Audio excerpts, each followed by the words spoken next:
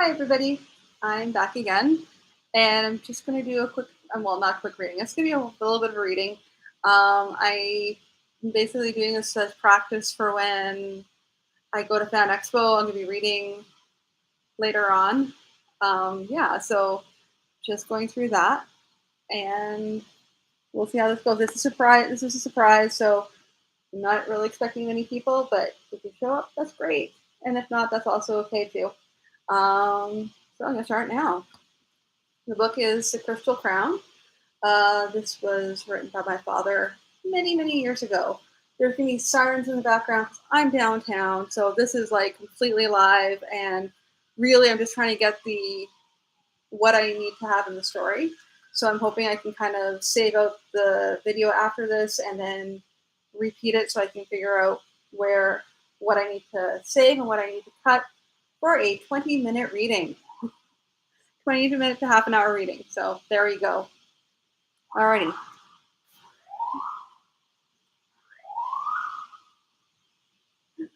Okay, here we go.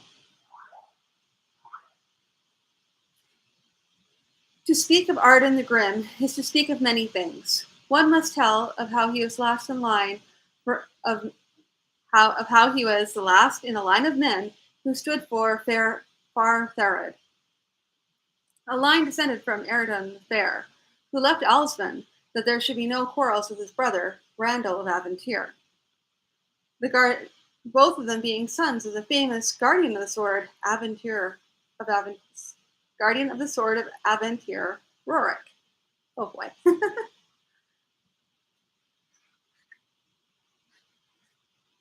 But Arden was cursed with too much ability. Unlike Arden the Fair, he was dark with sea-green eyes and a face that seldom showed a smile. So much that he had been in the field against the clans of the Nangs that he knew little, save the ways of the warrior. He managed to spend some time at various studies, including the old arts of the letters of the elder folk, and he excelled in that as well. In his 20th year, his father died, and he was chosen to take the place of his father, who was the leader of all the hosts of Thared. Young indeed, but he had gone into the fields with his father since his 15th year, and there was little he did not know but the leading of men and the fighting of battles.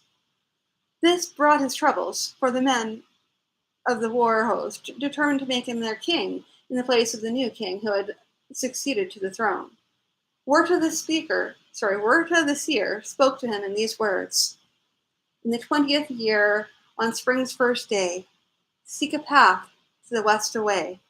Go to the land of the silver hair, for thy fate does await thee there. The next day was the first day of spring, and Arden had no notion of leaving so suddenly. But as he went again into the busy streets of Kadar, he was greeted by an old man who said, "May luck follow you on your journey, Lord," then melted into the crowd before the startled Arden could ask him any questions. Barely had this happened when an old woman, swathed in gray, came to present him with a brooch set with a blue stone. A gift for one going away and a gift for her maid, whoever she might be. Arden was just about to begin his first question when a large barefoot Albanian soldier, wine jar in one hand and a woman in the other, came blustering along. He stopped, straightened, and then said, "Ah, my lord, we be travelling tomorrow, ye and me, but ye be travelling something farther and longer than I. I drink to travellers then." He raised his wine jar, drank, and was off on his way. Arden ceased to question himself then. On the next day he set out, and was a long time travelling, for he found himself dodging across the track of a band of migrating Nangs, and was forced many miles northward. Having reached the edge of the Simrutha, the land of the elder folk, the folk of the silver hair, he was set afoot when his horse died. He set walking through the land, looking here and there at whatever appeared to him. He saw several of the towns of the elder folk, but did not go to them. He saw some of the elder folk themselves from a distance, but none of them came near to him. Though he did not know it then, word of his presence had spread through the forbidden lands, and the elder folk simply decided to leave him alone and see what he would do. So it was that he wandered unhindered within the borders of the Golden Wood until he came within the borders of the land ruled by Loran the Tall, called Emeruthan the Starwood. Now it was the custom of Lethanari, daughter of Loran, to walk through the paths of the wood, and as she walked she sang, so fair that she was also named Orneal, or Starlark. It was about this time that the elder folk lost sight of Arden for a moment, as they had several times before. Arden, by this time, was deep into Eremithyn, and he had taken his rest rolled in a blanket beneath a willow. It was early morning when he was awakened by someone singing in the far distance. It was a song of the Shimrutha, and he had done his studies well enough to know most of the words of the song, and those he knew not, he could guess. As the singer approached, he saw that it was a young maiden, proud but merry, with silver hair falling round her shoulders. He sat up and watched her approach, and decided then that he should attempt to make her acquaintance. She had approached to within only a few yards of him before she saw him, so still did he remain. When she saw that he was a mortal man, she ceased her song, and then turned to flee. Arden rose and cried after her in the language of the elder folk. Beranan, Lihimvam, Ornil, wait, poor Skylark. Now, Lithnari did not know that Arden was unaware of her name, and when she heard herself addressed thus, she stopped, paused, turned, and asked, "Do you know me then, that you address me thus by name? My name? I know you only as the fairest singer I've ever seen, though it indeed is no surprise that one of your names is that of the Skylark. Be assured, though, I am not to be feared, though I may look a wild and lawless man, not lived within walls these many weeks." Now, Lethneri was not careless, having lived all her days on the border between the land of the fair folk and the wild lands. But she looked carefully on this tall, dark stranger with a grim face. She knew with the knowing for people that he meant no harm for her, at the least. Now it is time to look to happenings further away, in a land less amenable to the freedom of action of anyone, in Dandathar of the Warlock Lord. Guradik, the goblin chief, stood in the presence of the warlord himself. It was not the first time, nor would it be the last, but as always, he was uncomfortable about it. The warlock's lord's voice spoke from a hood hiding on the face, which Guradik had no desire to see. For the warlord could just as easily order his painful death as his glorification, and would do either if it suited any purpose of his, including such a small one as simply terrorizing any rebellion out of the rest of the Biarigs.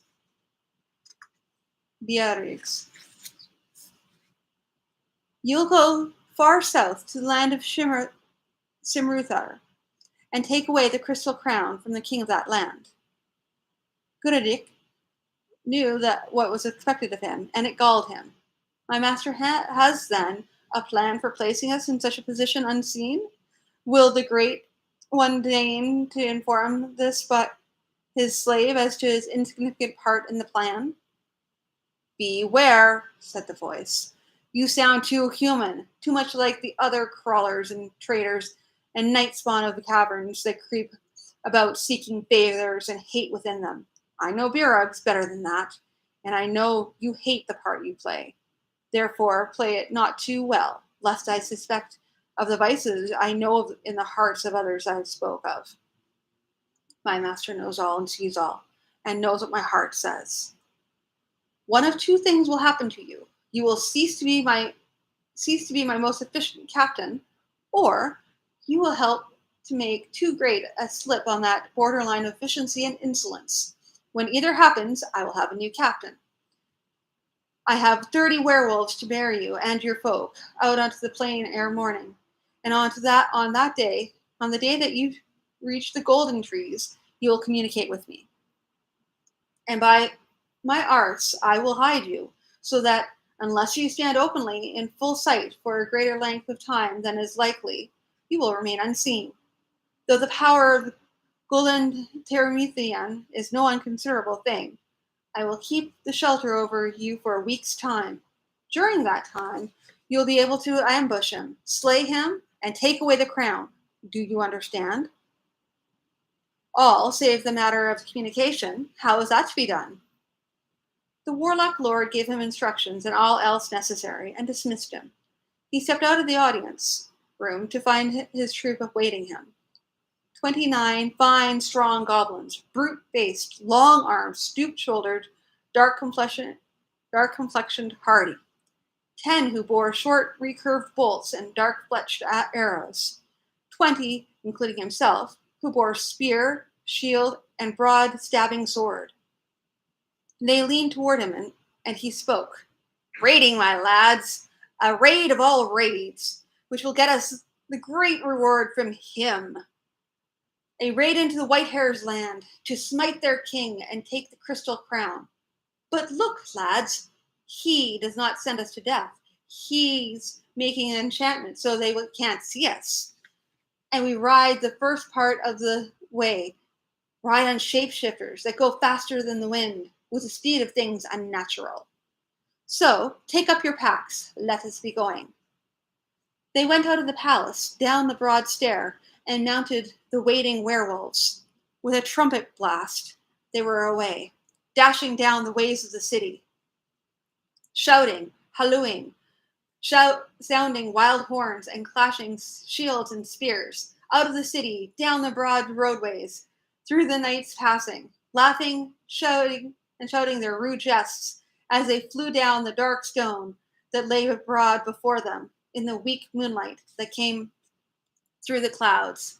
Up, up went the hurling cavalcade, through the great pass of the mountains, then down again, through the land of Arcad, that did not yet fully acknowledge the rule of their master. Arcads shuddered and shivered in their beds as the sounds arose in the morning, and made signs to keep the evil away, and only breathed properly again when the sounds had died away again in the distance. At last, having been borne more than a day's and a half's march along the way, the goblins were finally forced to dismount, just before the sun began to rise. The werebeasts left, dashing off out of sight of their erstwhile riders to change their shapes again. The goblins all collapsed on the ground and began some sleep. Gurudik began to put them to work, erecting tents. Up, you lazy sons of mine pits! If you're awake and working under the sun, you won't suffer so bad. But if you lie here with no shelter and sleep in the sunlight, you'll be doing no marching for another full day. And you know what he'll say to dawdling. I've got a long memory, and I'll turn in anyone who slacks. If I don't deal with him myself, so move. Merahiki and Kalda balked and grumbled, but Gurudik, with the expertise of years, asserted his authority with the butt of his spear, and marked them down in his mind to be watched.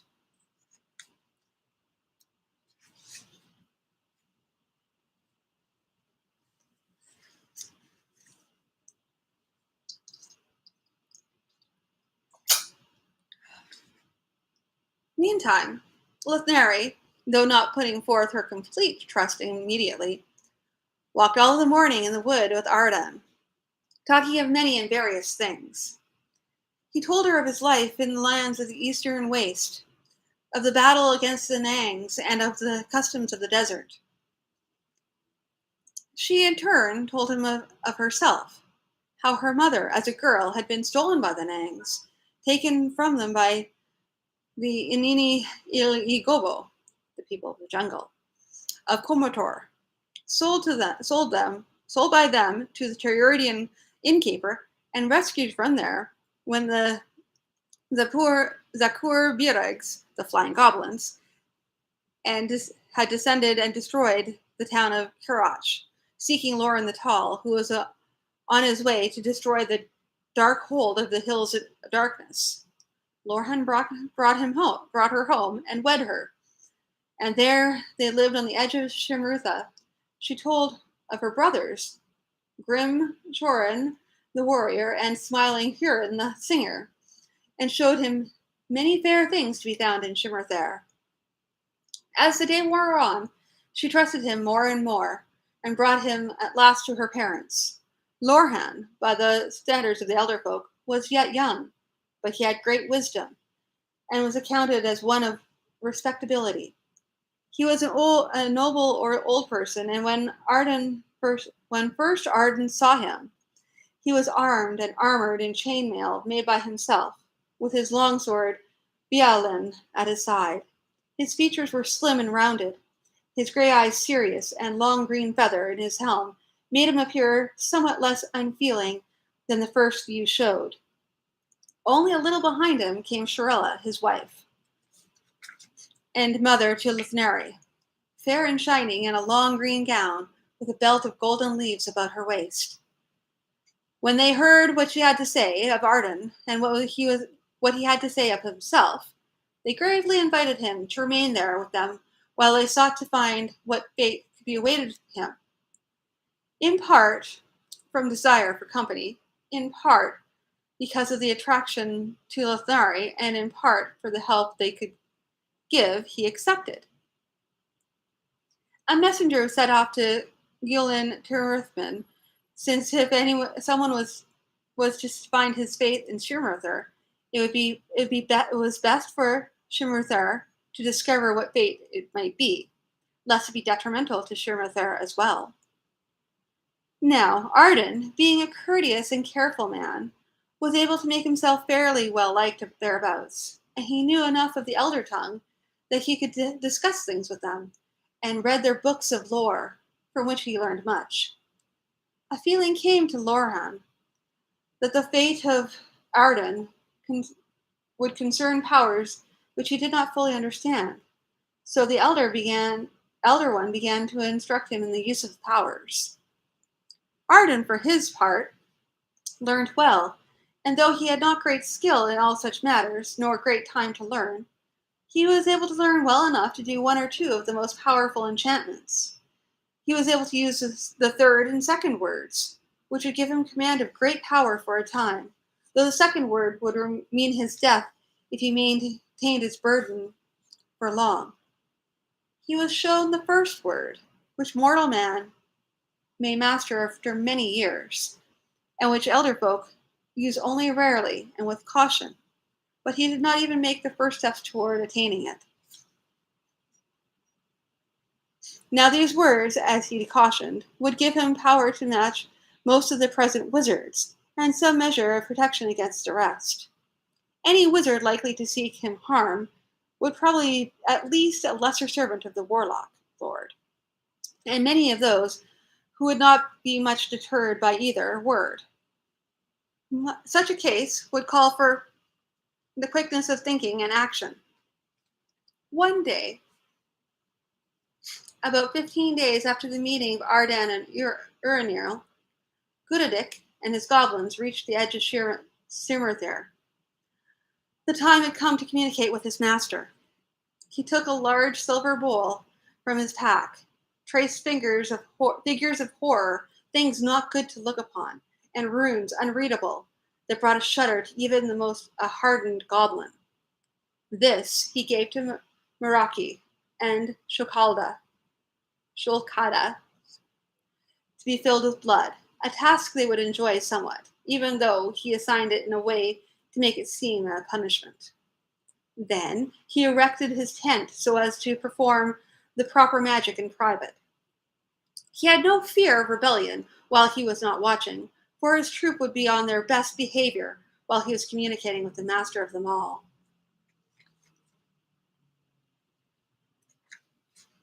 After he had followed his instructions, the rest did not take long at all. His master said, after acknowledging the request for promised protection, "I feel a strangeness here, of something I have not sensed before. Strange things are fated to happen, and I do not comprehend them. Bring me a prisoner on your return, that I may attempt to discover more." "As you command it, master." Suddenly the goblin spoke again. "What is it to happen after we ambush the White-Hair's king? I think that the most powerful enchantment will not save us forever from those who search for us after that. At this moment, you are near to a circle of standing stones built long ago. Like many things built innocently by men, it has been turned to my service. And when you are there, I will know. Be there for nightfall and a few hours thereafter, and I will bring you out. Now go on, and don't forget my prisoner."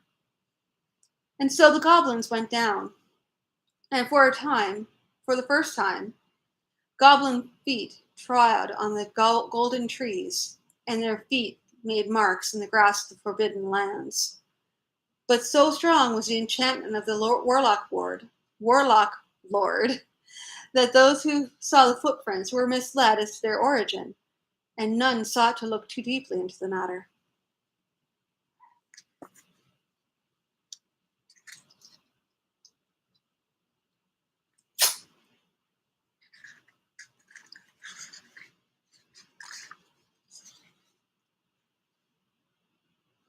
Now Gillian, Termithan, was ancient, and had been one of those who had fought in the battles of Elfanthdom, far Elderhome, that was lost when the Pact of Evil was accomplished, and the Lords of Darkness loosed upon mortal men. Ancient he was, and venerable, long of beard and thought, as the saying of his people went. And on a day, some thought persuaded him to don the crystal crown and see what might be seen. As was his custom, he surveyed the Elderland first. Away to the west, all was calm. South toward the sea. Ah, the sea, and the sun scarlet setting on the lost Elfanthium. There was no danger, nor was there anything to be feared from the east and the eastern waste. And to the north, he could see nothing. But then he could see again. There was no anger, but there was a hint of some malevolent force. With all the power at his disposal, he could see that there was a danger to the north, but that it was so covered he could see nothing of it. Indeed, the only way he could recognize it was by the barrier hiding it. He set out the word for all the people to be watchful, for it was certain that a danger was abroad. However, there was no question of setting everyone to watch the north, lest the presence of the barrier be but a trick to hide another attack from elsewhere. Long he strove at the matter of the barrier, and recognized at last that by a long process he could indeed break it down. But by that time, the attack or whatever approach would be over, since he recognized it for a stratagem of the Warlock Lord. He knew his own power well. At last he lay aside his crystal crown and spoke to Thruathrun,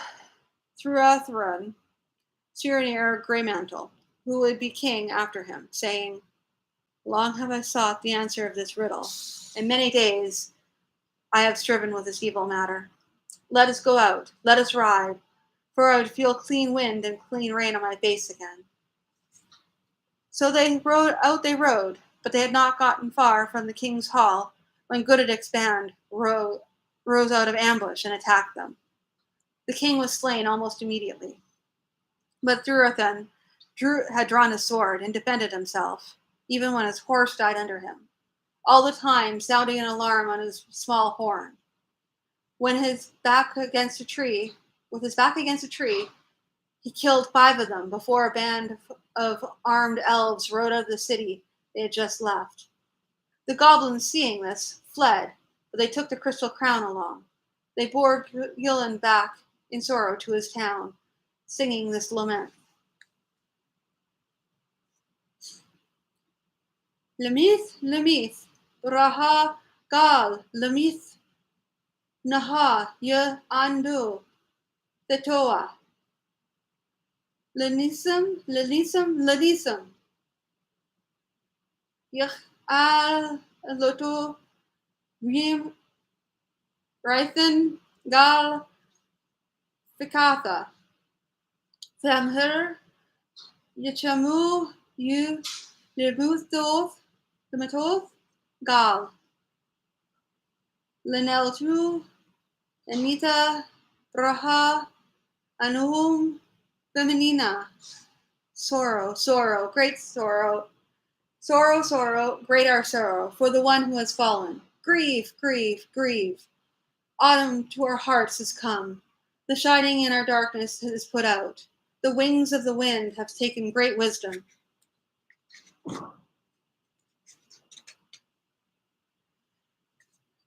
Therathan Greymantle had not spent great time in mourning, but set out immediately to hunt down those who had stolen the crystal crown. He knew well that it would be invaluable for the warlock lord, and nigh disastrous for the rest of the world. It was a strange thing, though, that the goblin trail was almost impossible to follow. At times it would be visible, then it would become faint, disappear, or lead off in another direction and disappear, leaving the trackers adrift with no sign of the trail.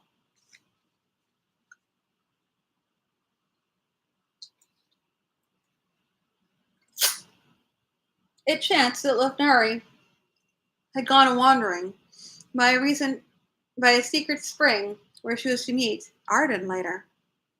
A feeling came to her that all was not well. As she looked around in preparation to flee, she saw brutish faces leering up at her from the bushes. This time, obviously, there was harm in store, and she leapt up to flee. A whip lashed out, catching her ankle and bringing her down. And before she could do anything else, her hands were bound before her, and she was led off at a run in the midst of a goblin troop. Goodadik, the goblin captain, was pleased with himself. He had taken that cursed crown with a loss of but 5, one of whom had been that trouble Shulkata. They had taken a prisoner, a white-haired woman, who would provide good amusement when they were home. As a reward, he might allow them to help in the gathering of information. When Arden came to meet Lethnari, he wore no armor but his helm and a sword at his side, using a spear as a walking staff. It was a custom for those who lived in the borders of Simruther to go armed at all times, and he saw no reason to be different. He had spent the morning in study with Loran, who, though a good teacher, was inclined to demand the utmost from his pupils. Arden's mind was presently awhirl with the new things he had just learned, and the walk was good. He came to the meeting place and did not see the elf maiden. He was not at once concerned, for he thought she was only walking nearby. However, walking beside the stream, he found the soft ground where she had fallen, and mud trampled by many feet. Fear came to him first, as he read the signs, it turned to rage. He looked away in the direction of the track. It seemed to grow faint, waver, disappear. He started out in that direction anyhow. By this time, the limit was coming to the barrier of the Warlock Lord. It was not that he could no longer hold the barrier through lack of strength, but as the rest of his domains must be cared for. Already, a band of goblins were chafing under his rule, teetering on the edge of making themselves autonomous. As well, some of his emissaries to the tribes of the wildlands were being menaced, some already dead. Thus the goblins must look out for themselves. Pursuit by this time would be so confused they would have a good start. Thus it was only a little after he had begun, Arden found the trail of the goblins, wide and plain. He was nearing the edge of the wood when the messenger arrived at Lauren's home to tell him of Gulen's death, and warn him of the goblins' approach. They would not miss Lithneri until later in the evening, and when they did discover her abduction, it would be morning before a prepared expedition could set out. Arden moved swiftly along the trail, at a quick trot that would still allow him not to miss anything such as a splitting up of the group. By late afternoon, he was out of wood and could see a knot of figures toiling up the slope of hill far away. He set out running. Nigh an hour later, he checked himself, as by instinct, for something seemed wrong up ahead. A moment later, a goblin rose out of the tall grass, drawing a bow. Turning the spear in his hand, Arden threw it and ran forward, bending low. The arrow went wider than he expected, then saw the archer falling backward with the spear in his chest, while another, spear ready, came up out of the grass as well. Arden's sword came out, and though an unarmored man with a spear has an advantage over a swordsman, he used a trick and downed the goblin. It came to him that the bow would be useful, so loath as he was to take what a goblin owned, he went from there with bow and arrows, following the clear track. It was twilight when he came in sight of the great stone circle, and his suspicions were confirmed when he saw a quick movement. They were up there, and probably all of them, encamped in a perfect defensive position. An attack on them would be nearly impossible. He was not planning an attack, however, but a matter of creeping up on them and taking the maid out by stealth. He began to stalk then, crawling by inches through the grass. When night fell, he could move faster, but until then, he must hide his movement. Far to the north, however, in a deep cavern, there hung a group of beasts with somewhat bird-like heads, but jaws full of teeth and leathery wings. Suddenly, a strange crystal lit up the cavern with a bluish light, and a coaxing voice began to speak. Awake, awake, my pretties, up and away. Spread great wings, fly, fly, swift as all the winds, away and away, southward to a small task, only a small one, then home, and a good reward. Up now, strong winds, in dark sky, away, fly away, with the night before us. Harsh cries, fearsome cries, a rush for the cave's mouth, and one by one, they launched themselves forth into the sky. High they went, but the people felt their passing and shivered. Arden was quite near the standing stones when something passed over that caused him to shiver. He heard a harsh cry from the sky. Suddenly, there were a number of flying creatures coming down in the midst of the stones. Immediately, he realized what was happening and rose to his feet, readying his bow. The night was too dim, he realized, and began to run forward, but the goblins had been prepared. All had been ready to mount, and before he had covered half the remaining 75 yards, they were abroad and flying, laughing mockingly. He loosed an arrow, but missed, then began to run after them. His face to the sky, he ran like a wild man, cursing. His mind tried to tell him that he only imagined he could hear the harsh cries.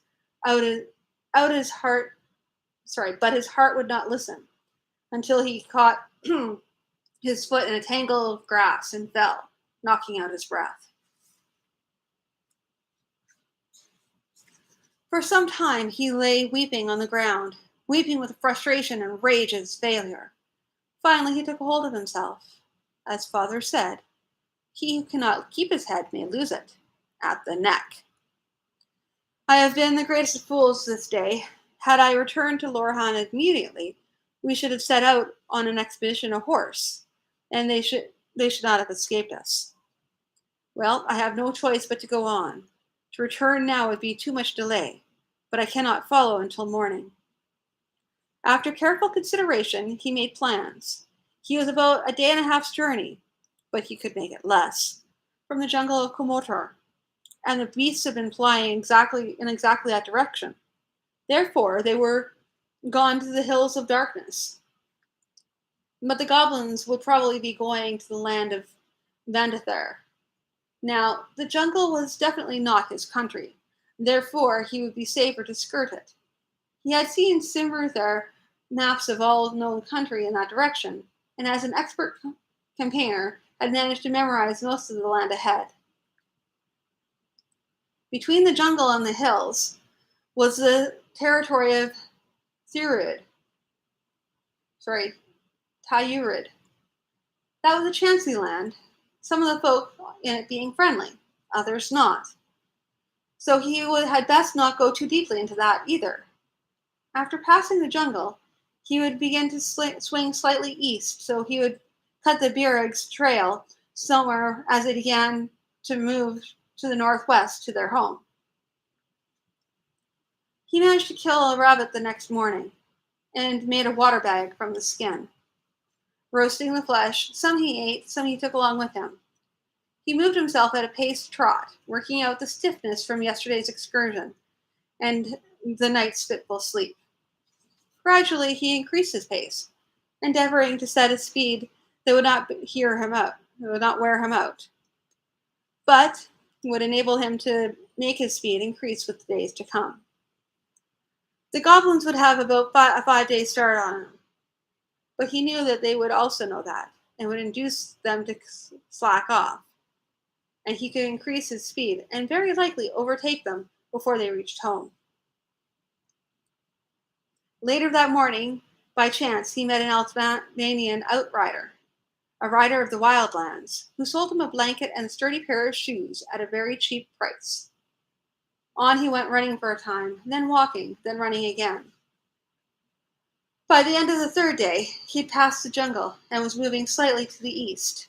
Early morning of the 5th day found him on the great caravan road that leads from the hotlands to Tayurid, and he guested that night with a caravan on their way home to Maruba of Shurum in the hotlands.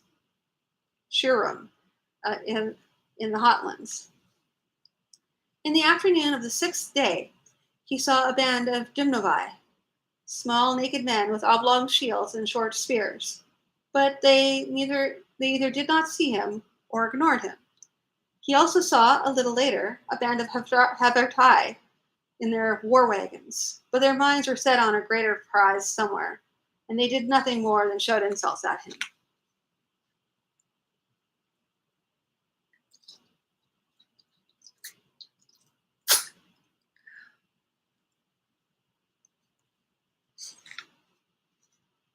Things had not gone so well for Gudadik, the captain.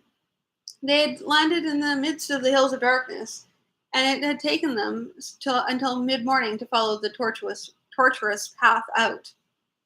By then, his troop were on the verge of mutiny, and he had to allow them to rest. When he finally got them moving again, he discovered no matter how cruelly he beat them, Lithnari could not keep up their how cruelly he beat her, Lithnari could not keep up their pace.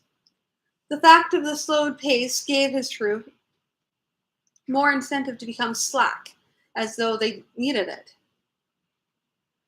Arden, having crossed their trail on the morning of the 6th day, was not only 3 days behind them.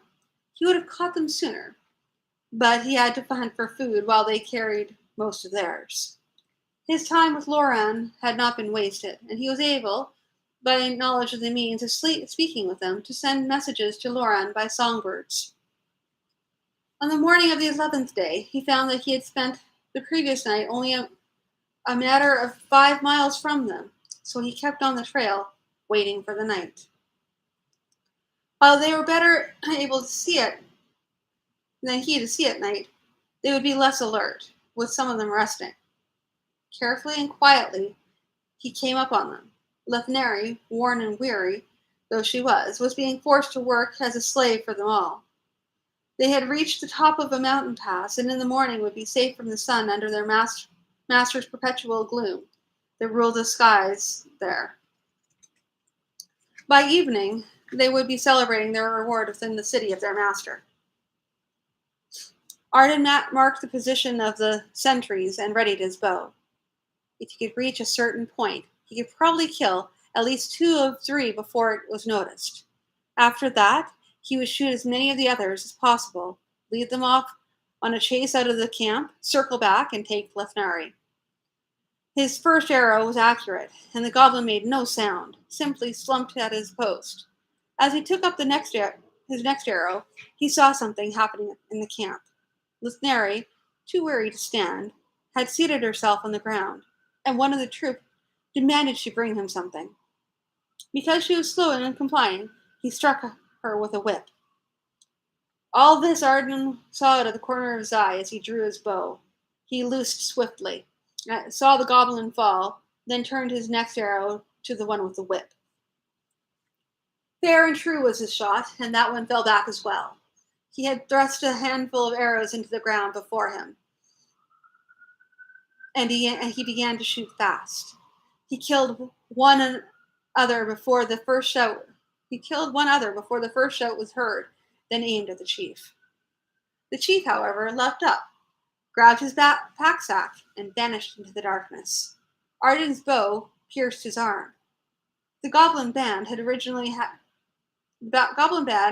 originally 10 archers, but 2 of these died fighting. Thruthan and another when he had ambushed Arden. A 4th had been one of the sentries, and a 5th had been the one with the whip. Arden, knowing the danger was the greatest from the archers, shot another, but by now all were alerted and running for safety. He shot another spear-bearer just before that one reached a large rock, and then they were gone. A harsh order sounded out from beyond the light of their fire, and 2 arrows hissed past his head. A group of spearmen rushed out, and he shot another before he saw that several of them were going for the elf maiden. Remembering the things he had been told about the powers of the words, he stood and spoke the 3rd word. He saw, vaguely, that his whole body began to shine, and his spear was a bar of light. The goblins halted, then scattered. He bounded down the slope, and those dragging Lethnari away stopped to fight, then changed their minds and ran. One did not run fast enough, and Arden struck him down, then grasped Lethnari by the hand and led her away to a place that he had previously chosen. The goblins, however, did not choose to come after them, but fled along the road. Lethnari said, "No words will suffice for what I would say. Only let it be known that I am grateful. I am but sorry I could not come sooner. One thing remains. They have still the crystal crown. If the warlock lord obtains that, all the world is in danger. But who has it? They will have scattered. Their chief, he was the first who fled. He has it in his pack. So that is why he would not abandon it. But I will not leave you defenseless. I will come along. I would not attempt to retrace my steps alone without dire need, nor would I wish to send you alone into further peril after what you have braved on my account. I would not go either, were the danger not so great." They set out then, and found it nigh impossible to keep the path. At last they stopped to rest, sleeping in turns until the dawn. Dawn was late there, by reason of the very gloom of the skies of the warlock's domain.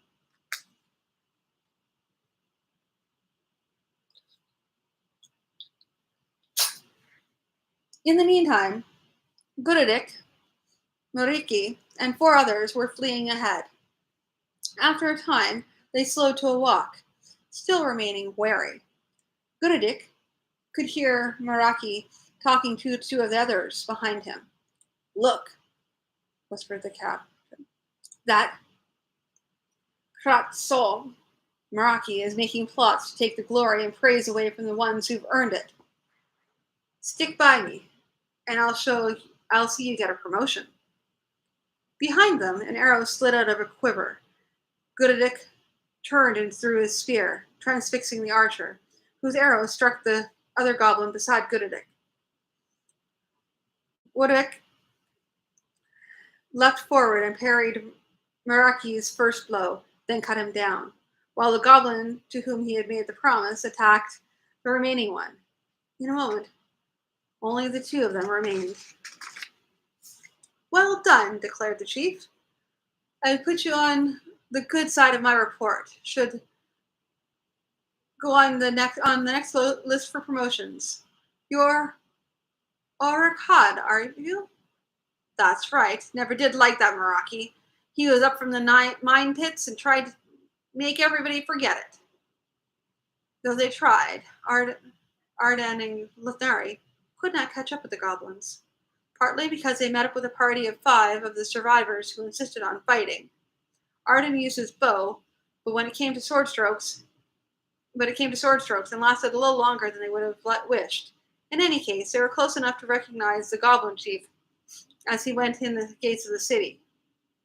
They sat there for a moment, knowing that their attempt was useless, and Arden was about to suggest that they begin to go back when an old gray man appeared around the edge of one of the great ash pits and stood beside a mine shaft.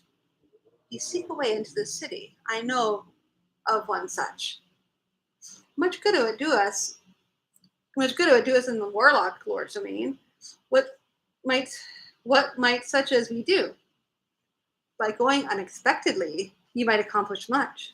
I leave it to you, but there is a way. You will find it at the foot of one of the towers. A clump of brush grows. Behind that is a place, hitherto unnoticed, where the wall is beginning to crumble. One could go through there and find oneself on the street that leads to the palace kitchen.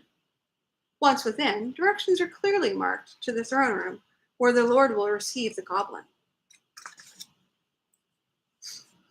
When he had finished speaking, the old man walked behind the ash pile, and when Arden rushed forward to find him, he had disappeared in the rough ground.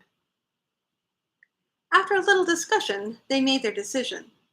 The warlock lord would be so much taken up with having the crystal crown in his possession that they might come close enough to reclaim it. After that, by virtue of its own power, it should protect them from enchantments long enough to effect some sort of escape. As a last resort, they might attempt to destroy it. They went seeking and found all as they had been told. Indeed, the wall was in such bad condition that most of it was already gone, and it took little effort to get through. Following the old man's instructions, they found the door of the palace kitchen. The guards there believed Arden to be one of them until he struck one of them down with a spear, and the other was unable to do much more than stop the first stroke before he went down as well. They went inside, and none of the slaves tried to stop them. Quickly, they found the antechamber, where they waited with the others who had audiences with the Lord. The great door of the audience hall was just closing behind Gudadik, who had had his wound dressed before coming. They rushed forward and thrust open the door so that the surprised guards had no time to stop them. The warlock lord, robed and hooded on a raised dais of gray stone, sat on a raised dais of gray stone, but he was not taken quite so much by surprise. Guards, he called, take these away. Arden handed his sword to Lithari, then spoke the second word. Goblins surrounded them, but were afraid to attack him. The warlock lord spoke again. I hope you do not think I am unfamiliar with that word. It will make you somewhat more difficult to vanquish, but you shall die in my dungeon. The power of that word cannot harm me. Ah, said Arden. But what if I merely do this? And he smote the dais before him, as the warlock lord reached up to unhood himself. The stone of the dais cracked and splintered, with a great crack running up to go under the iron throne, which toppled and fell, itself shattering and throwing the warlock lord to earth. While he was stunned and unconscious, Arden stepped forward, picked up the crown, and laughed. At that moment, Gunnedic threw a spear, which wounded Arden badly, so that he almost fell. But the guards and goblins, disheartened by their leader's fall, fled, and Arden and Urinil also went out. Arden, however, grew so faint that he must lean on the elf maiden for support. Thus they escaped the town, for rumors were flying around what had happened, and looked for attackers outside. Some sought assassins or rebels inside, and some others simply fled the city. A little outside the city, however, they could no longer go on, for Arden was faint for loss of blood. Though Lithnari had sought to bind up the wound, the spear itself had had some foul enchantment on it. In the moment when she was most despairing, she looked up and saw a band of riders approaching. As they neared, her heart leapt, for her father led them, and her two brothers were with him, as well as many others who she knew from the land of the golden trees. To say that they fought their way out of the land would be simple. However, compared to the deeds already done, it does seem so. The arts of the elder folk eventually proved equal to the enchantment of the Arden's wound, so that he lived, and was to wed Lithnari with much joy on all sides, deep within the wood of the stars. So was the foremost of the half-elder horses founded by the marriage of the fair maiden Lithnari to Arden McGrim. Nor is it a tale ended here, for some of that family had a great part in the final fall and death of the warlock lord of Vandathar. But that story is written in another book, and it's longer than we told here. Okay, so that sits me at an hour exactly. So I need to read about a third of this. Yeah, so thank you for tuning in. Yeah, Story Twitch, I really lax on the typey today because that was bad. I am trying to get back into getting used to streaming again. So there's some practice, there's some football. So what I'm going to try and do is bear with me here. I don't know if I can actually do this. I may not be able to. I have a bad feeling that I'm going to end up not being able to log in. But I just wanted to see if you guys were saying anything. If we're saying anything and I didn't answer, that's why. Because it's a weird setup right now. But that is the entire story. I really hope that I really hope that you got a chance to enjoy it. And so the ebook is available for free everywhere. But this will cost you. I have this, and I also have this available in hard copy as well. So pretty much wherever you can buy books, you can buy the hard copy. Woo-hoo. However, if you just want to read it and you're like, yeah, not sure, the ebook is free. Everywhere except for Amazon, because Amazon. There it's 99 cents. I'm sorry. I still need to talk to them. But yeah, thank you, everybody. And this is just the beginning. This is me getting into practice again. It won't be always with this fancy background. I'm in a fancy schmancy hotel room right before Fan Expo. So I just wanted to practice this to see how long it was to read the whole entire thing. And now it's going to be all about video and trying to figure out, listening to the video and figuring out where I need to cut and what I need to read out to you guys. So if you have any suggestions, yeah, just feel free to bear with me here. Blah.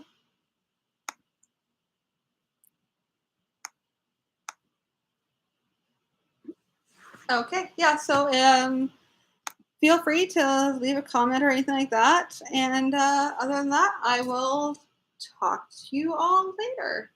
And yeah, when I don't know if I can be any more like streaming over this next week, but I'm hoping to get back into doing some more reads for you guys, including the previous book to this, which is The Guardian of the Sword.